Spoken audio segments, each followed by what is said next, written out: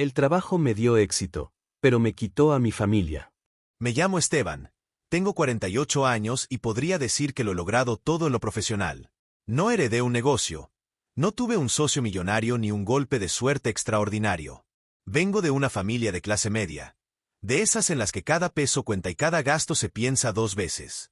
Con esfuerzo, muchas horas extras y más noches en vela de las que puedo contar, pasé de ser un empleado raso a dirigir mi propia empresa. Gané respeto, contactos y estabilidad económica, pero jamás imaginé lo costoso que ese camino sería. Tengo 3 hijos que son, sin exagerar, nuestra mayor alegría y orgullo. Nuestro hijo mayor, de 21 años, está en los últimos semestres de ingeniería. Sé que además de ser brillante en lo académico, tiene la costumbre de organizar su cuarto de manera meticulosa, siempre dejando todo en su lugar, y que le gusta cocinar los fines de semana cuando tiene tiempo libre. Mi hija de 18 años estudia medicina. Sé que no solo es dedicada y estudiosa, sino que tiene un talento especial para la música. Toca el piano desde pequeña y a veces me sorprende con improvisaciones que llenan la casa de vida. La más pequeña, de 12 años, demuestra una curiosidad insaciable y un talento para el dibujo que me hace pensar que tal vez se convertirá en arquitecta. Siempre está haciendo preguntas sobre cómo funcionan las cosas, desde los muebles hasta los edificios que vemos en la calle, y me obliga a mirar el mundo desde otra perspectiva. Me interesa lo que hacen, cómo pasan su tiempo y en qué invierten sus esfuerzos, no porque quiera controlarlos, sino porque, junto a mi esposa, decidimos que yo asumiría el rol de asegurar que tuvieran los recursos y oportunidades que necesitaran para crecer y perseguir sus sueños. Y si hablamos de pilar familiar, mi esposa es insustituible. Es la columna vertebral de nuestra familia, la que mantiene el equilibrio cuando yo estoy enfocado en otras cosas y quien ha compartido conmigo la responsabilidad de educar y guiar a nuestros hijos. Gracias a ella, la casa funciona. Hay rutinas, responsabilidades y sobre todo cariño. La conocí durante nuestras prácticas profesionales en la universidad. Trabajábamos en la misma empresa y desde el primer día me impresionó su inteligencia, su disciplina y esa mezcla de bondad y firmeza que pocas personas poseen. Con ella a mi lado, todo parecía posible. Cada logro que hemos alcanzado, cada esfuerzo que hemos hecho, siempre ha sido compartido.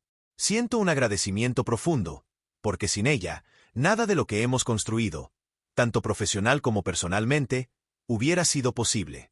Para mí era un día más, una tarde cualquiera tras otra llena de reuniones y pendientes, pero pronto entendí que para ellos no era así.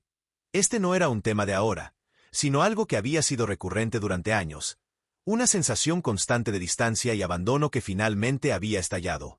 Traté de justificarme, de explicar que cada sacrificio que había hecho había sido pensando en ellos, en nosotros, en nuestra familia. Pero mis palabras se estrellaron contra un muro de verdad que no podía ignorar.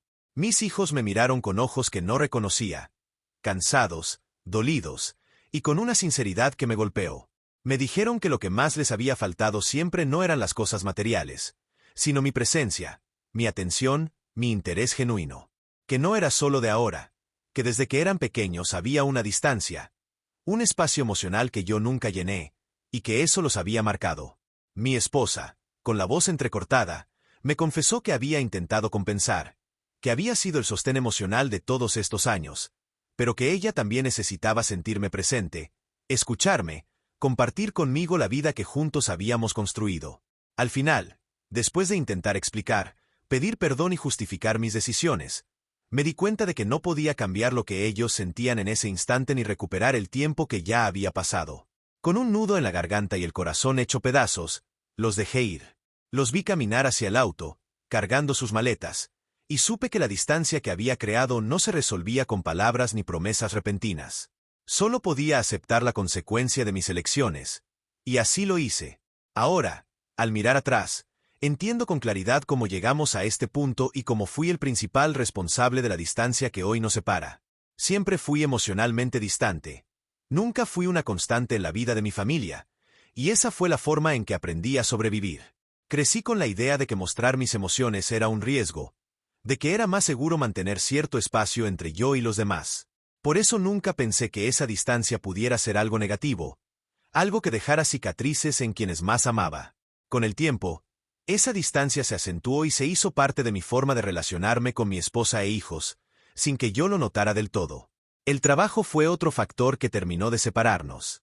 Me absorbió por completo y me volvió poco participativo en los momentos que realmente importaban. Viajes familiares, presentaciones escolares, reuniones de fin de semana, cumpleaños, actividades extracurriculares de los niños. Siempre había algo urgente. Un proyecto que entregar, una reunión que atender, una llamada que contestar. Incluso cuando intentaba justificar mi ausencia, pensando que era por su bien, no me daba cuenta de que mi presencia era lo que ellos necesitaban más que cualquier seguridad económica. Cuando estaba a punto de nacer nuestro primer hijo, supimos que sería un embarazo de riesgo. No era algo extremadamente grave, pero lo suficiente para que tomáramos la decisión de que mi esposa dejara de trabajar y se dedicara por completo al cuidado del bebé. Esa decisión fue correcta en ese momento, pero marcó el inicio de una rutina donde yo asumí casi toda la responsabilidad laboral, mientras ella asumía la emocional y doméstica. Con los años, esa dinámica se consolidó. Yo me centraba en proveer, en asegurar que no nos faltara nada, y ella cargaba con la vida diaria de nuestros hijos y del hogar. Con el tiempo, sin querer, la dejé sola con todas las necesidades de la familia, y yo me convencía de que estaba haciendo lo correcto. Fui privilegiado en el ámbito laboral porque lo que hago me apasiona y además tengo talento para ello. Eso me permitió crecer rápido, recibir ascensos y oportunidades que la mayoría solo sueña. Pero ese mismo éxito me cegó. Creía que mientras asegurara un buen futuro económico para ellos, estaba cumpliendo con mi rol como esposo y padre. No entendía que el precio de todo eso estaba en las cosas que no podía recuperar. Momentos simples pero fundamentales, como ver a mi hijo mayor terminar un proyecto en la universidad, acompañar a mi hija de 18 años en sus recitales de piano, o simplemente cenar juntos sin que mi mente estuviera en el trabajo. Pequeñas instancias que parecen insignificantes pero que forman lazos invisibles de cercanía y confianza. No me daba cuenta de que, aunque estuviera presente en la casa, emocionalmente no estaba ahí. Mis hijos crecieron sintiendo que siempre había una barrera, una especie de yo estoy aquí pero no realmente aquí. Mi esposa intentó compensar. Me recordó constantemente que lo importante no era solo el dinero, sino el tiempo y la atención que les daba. Pero yo seguía atrapado en la idea de que mientras asegurara su bienestar material, estaba haciendo lo correcto.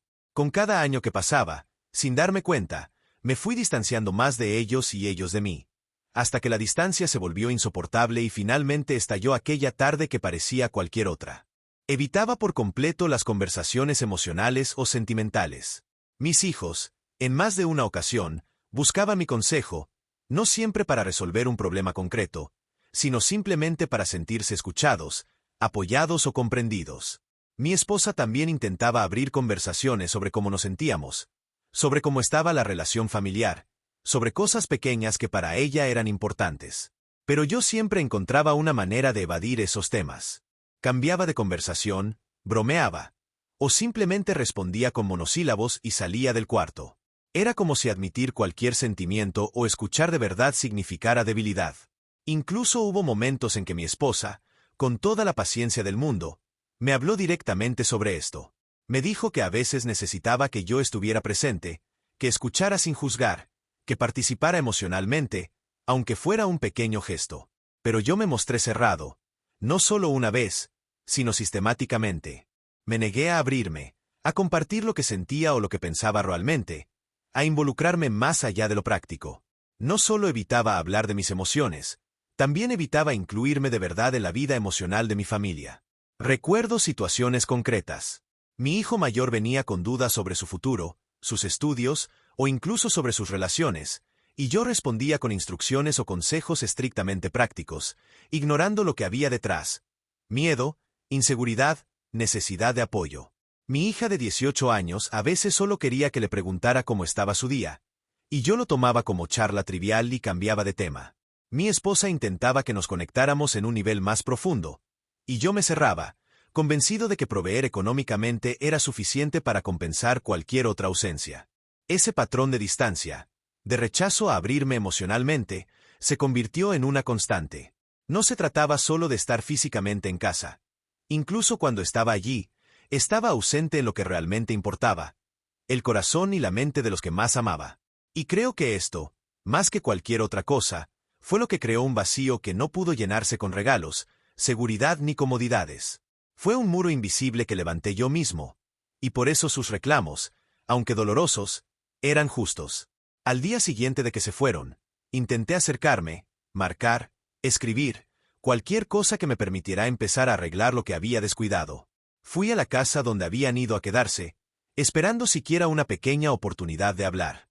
Toqué la puerta con la esperanza de que al menos quisieran escucharme. Me dejaron entrar, pero la tensión era tan densa que me costaba hasta respirar. Nadie me ofreció asiento, nadie me miraba de frente. ¿Qué está pasando?, pregunté, intentando mantener la calma.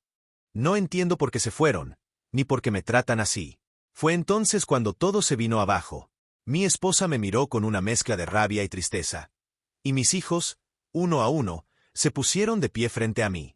Dijeron que estaban cansados, que mi descaro había llegado demasiado lejos. El primero de los reproches fue sobre la fiesta que, según ellos, habían organizado con dedicación para mí. Me dijeron que los había dejado plantados y que, aunque quise excusarme diciendo que lo había olvidado, mi esposa descubrió que en realidad no fue un descuido, sino una decisión deliberada de no asistir. Yo traté de justificarme, pero apenas logré articular palabra antes de que me interrumpieran. Empezaron a enumerar una tras otra las ocasiones en las que no solo los había evadido, sino también momentos en los que había sido grosero, distante e incluso hiriente. Cada recuerdo parecía caer sobre mí como piedras, y por más que buscaba cómo defenderme, cada argumento se volvía contra mí. Fue entonces cuando comenzaron los reclamos, uno tras otro, como si cada palabra me golpeara en el pecho. Mi hijo mayor me reprochó que nunca lo escuché cuando me dijo que en realidad quería ser chef y cambiarse de carrera, y que siempre parecía que su voz no importaba frente a mis decisiones. Mi hija de 18 años, con lágrimas contenidas, me recordó que nunca fui a ninguna de sus presentaciones musicales, a pesar de saber lo importante que eran para ella y cómo llenaba la casa de vida con ella. La pequeña, de 12 años, estaba tan quebrada que ni siquiera pudo hablar. Entre sollozos y lágrimas, apenas me miraba mientras dejaba claro que sentía mi distancia en cada momento que necesitaba atención o apoyo. Intenté buscar soluciones, prometer cambios, pero ellos no podían ni querían esperar más. Mi esposa dijo que no era cuestión de ahora, que necesitaba sentirme cercano y que eso no había sucedido en años. Mis hijos expresaron la tristeza de crecer sintiendo que su padre estaba ausente emocionalmente, aunque físicamente estuviera ahí. Entendí entonces que no había palabras que borraran años de distancia y omisión. Cansado de tanto reproche, sentí que todo lo que aún podía querer salvar se me escapaba de las manos. Ya no tuve fuerzas para defenderme ni ganas de intentar arreglar nada. Me levanté, con la voz más firme que pude encontrar. Dije simplemente que me iba. Justo cuando me dirigía a la puerta, mi esposa me detuvo un instante y, con esa mezcla de esperanza y tristeza en su voz, me preguntó si eso era todo, como buscando una última respuesta positiva de mi parte. Fue suficiente para que algo dentro de mí estallara. Con voz firme y cargada de hartazgo, les dije que con todos esos reclamos ya no tenía ganas de rescatar nada. Que, si para ellos no quería decir nada que estuviera ahí, entonces no había más que hablar. No había espacio para disculpas ni explicaciones. Todo se había terminado para mí en ese instante. Después de irme, decidí que eso era todo. No había forma de regresar, aunque en ese momento no entendía cómo todo había escalado tanto ni cómo habíamos llegado a ese punto. Para mí ya no había marcha atrás. Lo que siguió fue casi automático. Nos divorciamos. Ella no quiso hablar mucho, no quiso arreglar nada, simplemente lo aceptó como si ya lo hubiera estado esperando. El proceso fue rápido, frío, como si nuestra historia nunca hubiera existido. Lo más duro fue perder el contacto con casi todos. Con mi familia, poco a poco las llamadas se hicieron menos, hasta que ya no hubo ninguna. Mis hermanos se distanciaron, mis padres apenas me buscaban. Con los niños fue distinto. Cada uno reaccionó a su manera. Al principio intentaba escribirles, pero rara vez respondían. Y aunque lo intentaba, sentía que cada mensaje mío se quedaba flotando en el aire, sin llegar realmente a ellos. Yo sabía que había hecho muchas cosas mal, que mi carácter, mis decisiones y mi falta de paciencia habían roto más de lo que construyeron. Pero, aún así, en el fondo no creía que merecía el abandono total. No sé si era un castigo o simplemente la consecuencia lógica de lo que yo mismo había sembrado. Por ahora, lo único que podía ver en mi futuro era la soledad. En el divorcio me aseguré de que no les faltara nada. Seguí cubriendo los estudios de mis hijos, porque siempre dije que, pasara lo que pasara, su educación era lo más importante. A su madre también le correspondió una compensación, justa por todos los años en que dejó su carrera para hacerse cargo del hogar, algo que yo reconocía como un sacrificio enorme y que, aunque lo supe desde siempre, jamás lo valoré lo suficiente en su momento. A pesar de todo, entendí la lección. Decidí que tenía que alejarme del mundo laboral definitivamente. No fue sencillo. Después de tantos años dedicándome a mi trabajo, no era algo que se pudiera cortar de la noche a la mañana. Me tomó casi un año dejar todo listo, cerrar compromisos, entregar responsabilidades, y en ese tiempo trataba de mantenerme al tanto de mis hijos como podía. Siendo su padre, por lo menos tenía acceso a información sobre sus calificaciones y sus actividades. Fue ahí cuando noté que mi hija menor había bajado en sus notas.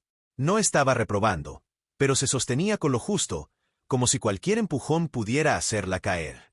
Eso me preocupó, y fue esa preocupación la que me dio valor para acercarme. Recuerdo que la esperé a la salida de clases. Ella me vio y, para mi sorpresa, no hubo reproche, ni distancia, ni silencio incómodo. Corrió a abrazarme. Ese gesto, tan simple, me rompió por dentro. La apreté fuerte contra mí y cuando comenzó a llorar, yo no pude evitar hacerlo también. Desde ese día empecé a mantener contacto con ella. Era evidente que estaba siendo la más afectada con todo lo del divorcio, y poco a poco fui entendiendo que ella también me necesitaba, aunque yo pensara que ya lo había perdido todo. Lo curioso es que, al estar ahí para ella, terminé ayudándome a mí mismo. Sentí que tenía, al menos, una nueva oportunidad, aunque fuera pequeña, de no repetir los mismos errores. La verdad es que, después de una vida de alejamiento emocional, no fue nada sencillo convertirme en el apoyo de mi hija menor. Había pasado tantos años escondiéndome detrás del trabajo, del silencio y de mi propia dureza, que no sabía muy bien cómo estar ahí para alguien de manera real. Pero, con tropiezos y con aprendizajes, lo logré. Con ella aprendí a escuchar sin juzgar, a dar palabras de aliento y, sobre todo, a dejar de huir de los sentimientos. Así transcurrieron cerca de 3 años. Intenté acercarme nuevamente al resto de mi familia, pero el recibimiento nunca fue el mejor. Era como si yo siempre siguiera siendo aquel hombre distante al que no valía la pena darle otra oportunidad. Aún así, mi hija menor se convirtió en un puente. Gracias a ella me enteraba de pequeños detalles de la vida de mis otros hijos e incluso de su madre. Y, aunque no siempre me dejaban ser parte de nada, cada vez que sabía que alguno necesitaba apoyo, buscaba la forma de acercarme. No era frecuente ni constante, pero al menos era una manera de seguir estando, aunque fuera desde la distancia. Mi hija llevaba días contándome que su mamá no estaba bien de salud. Me decía que la veía agotada, que desde que había comenzado a trabajar no encontraba un respiro, y que a veces ni siquiera dormía por las noches. Yo escuchaba todo con cierta preocupación, pero no quise presionar.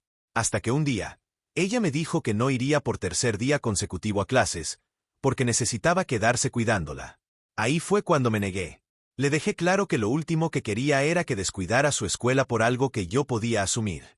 Ella, mi exesposa, al principio se resistió, no quería que yo fuera, pero al final aceptó, quizá porque tampoco tenía a quien más acudir. No tenían familia cercana, y de alguna manera entendió que no podía hacerlo sola.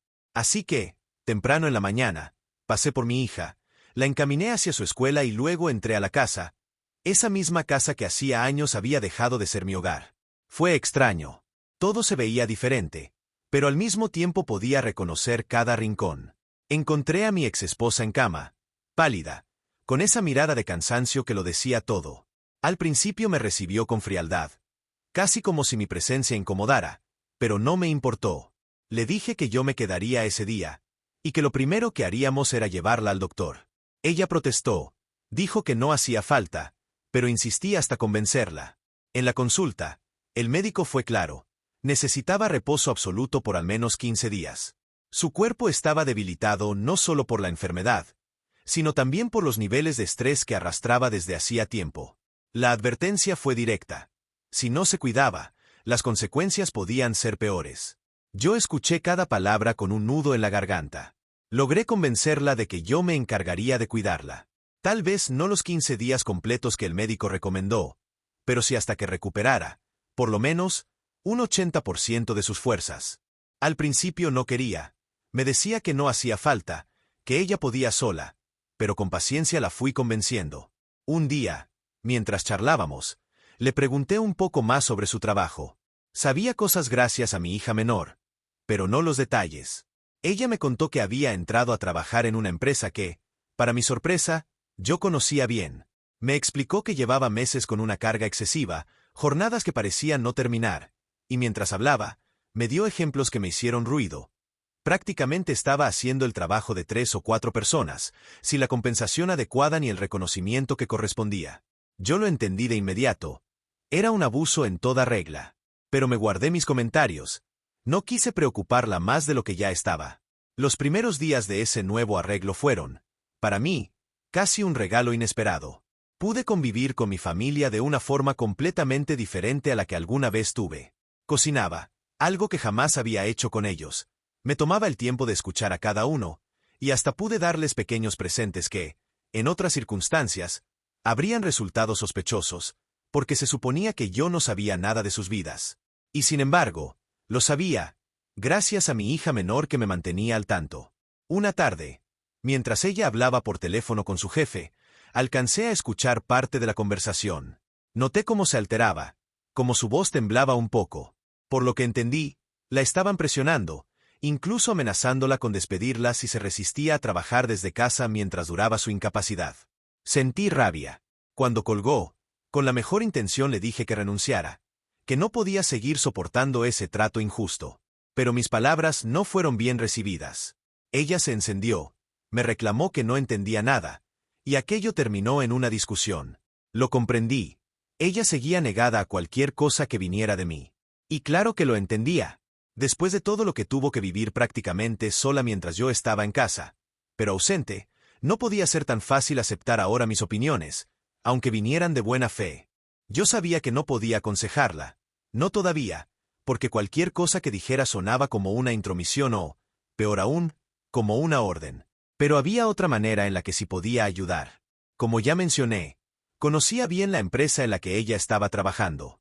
Había hecho muchos contactos en mi carrera y, entre ellos, un buen amigo que era alto mando allí. Decidí reunirme con él y contarle lo que estaba pasando. No fue fácil. Tuve que medir mis palabras para no exponerla de más, pero le dejé claro que lo que estaban haciendo con ella era un abuso. Mi amigo escuchó con atención, y quedó en investigar. Al día siguiente, me buscó para darme respuestas. Había preguntado a algunos de sus trabajadores y descubrió que uno de los gerentes tenía múltiples acusaciones de abuso laboral. Incluso varios mencionaron directamente el caso de mi exesposa. La investigación reveló que ella, en realidad, estaba cargando con el trabajo del gerente, sin recibir ni el reconocimiento ni la compensación que merecía. Mi amigo me aseguró que se comunicarían con ella oficialmente. Le dirían que podía tomarse el tiempo necesario para recuperarse, y que al volver recibiría el ascenso que ya se había ganado hacía mucho tiempo. Cuando regresé a cuidarla ese mismo día, la noté diferente, más ligera, como si por primera vez en meses pudiera respirar. No resistí la curiosidad y le pregunté a qué se debía. Ella me contó lo que ya sabía, fingí sorpresa, y la escuché con una sonrisa que no podía ocultar. Verla feliz me devolvía algo que creía perdido. El resto de los días fueron, en general, muy buenos. Claro, hubo algunos roces. A veces no podía evitar querer aconsejarla, y eso terminaba en pequeñas discusiones. Pero nada grave, nada que rompiera el ambiente que estábamos construyendo. Llegó el último de esos 15 días, y el ambiente en la casa era otro. Había risas, tranquilidad, complicidad. Todos estábamos felices, como siempre debió haber sido. Y yo, en silencio, me arrepentía más que nunca de haber dejado que mi vida llegara tan lejos de ellos. Por unos días volví a sentirme parte de mi familia, y esa sensación me partía el alma, porque también sabía que todo podía terminar en cuanto yo cruzara la puerta para no volver. Antes de irme, me atreví a abrir mi corazón, tal vez como nunca antes lo había hecho. Les dije que esos días habían sido increíbles para mí, que había sentido algo que no recordaba desde hacía mucho tiempo: pertenecer. Les confesé que, si ellos lo dejaban, quería que eso siguiera repitiéndose. No tenía que ser diario, pero sí cada vez que ellos quisieran. Mi exesposa me miró con cierta resistencia. La entendí. No era sencillo para ella aceptar mis palabras después de tantos años. Sin embargo, no se negó. Vi en sus ojos que, aunque la herida seguía ahí, también había notado el entusiasmo de nuestros hijos, Y creo que eso la detuvo de decir que no. Un par de días después recibí una invitación para cenar con ellos. La verdad me sorprendió, pero no dudé en aceptar. Al llegar, fui recibido de una manera extraña por mi exesposa. No era un rechazo abierto, pero tampoco un recibimiento cálido. Y, aún así, esa leve apertura era suficiente para mí. La cena transcurrió muy bien, llena de conversaciones ligeras y risas que me parecían un regalo. Al final, antes de que me despidiera, ella tomó la palabra. Me dijo que se había enterado de que fui yo quien intervino para que le dieran el ascenso. Yo no la dejé terminar. Le pedí perdón, traté de justificarme y le aclaré que lo único que quería era que dejaran de tratarla de esa manera. Insistí en que el ascenso era mérito suyo, que no tenía nada que ver conmigo. Pero entonces ella me interrumpió. Su voz, firme pero cálida, me desarmó. No tienes nada de qué disculparte. Al contrario, te lo agradezco. Y si alguien debe disculparse aquí, soy yo, por el trato que recibiste de mi parte. Me quedé en silencio. No esperaba esas palabras. En ese instante entendí que, aunque las cicatrices estaban ahí, también había una puerta, aunque fuera pequeña, hacia algo distinto. Esa noche, al salir de su casa, sentí algo que nunca me había permitido antes. Esperanza. No me engaño, sé que no será fácil, que no se trata de forzar nada ni de volver a ser lo que fuimos. Pero ahora lo tengo claro. Intentaré reconquistarla, no desde la soberbia ni desde la distancia que me definieron en el pasado, sino desde este nuevo yo, dispuesto a ser un apoyo, un compañero, y alguien en quien pueda confiar. Si me lo permite, aunque solo sea un poco, ahí estaré.